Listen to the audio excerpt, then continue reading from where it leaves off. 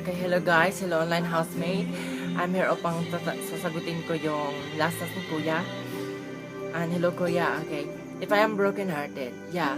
If I am a broken-hearted, of course, nandiyan naman yung pamilya natin na gagabay sa atin, lalo na yung parents natin.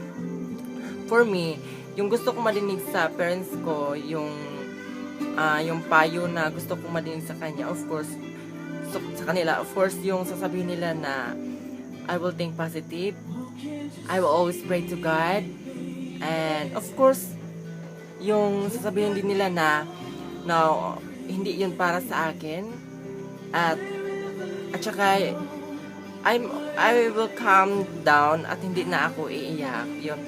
And also guys, I will encourage you to all that na if mabroken hearted kayo, huwag kayong magpakamatay ha. Just always think na kaya nyo yan, may marami pa dyan, and be strong. Yun lang po, maraming salamat.